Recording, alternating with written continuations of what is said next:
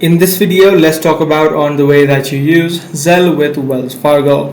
Whether you're trying to receive or send payments using Zelle on the Wells Fargo application, let me show you the steps that you need to follow. Now you'd be able to find the Zelle option being displayed on the pay and transfer section. So make sure you tap or are inside of the pay and transfer section within the Wells Fargo application.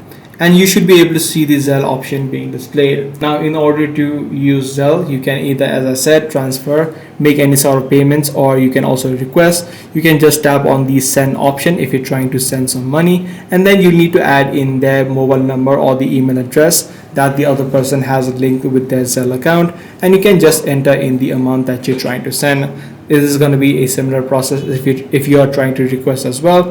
Or you can also tap on the QR to generate a QR instead of trying to request it manually. So this is the exact steps that you need to follow if you're trying to send or receive money with Zelle on Wells Fargo.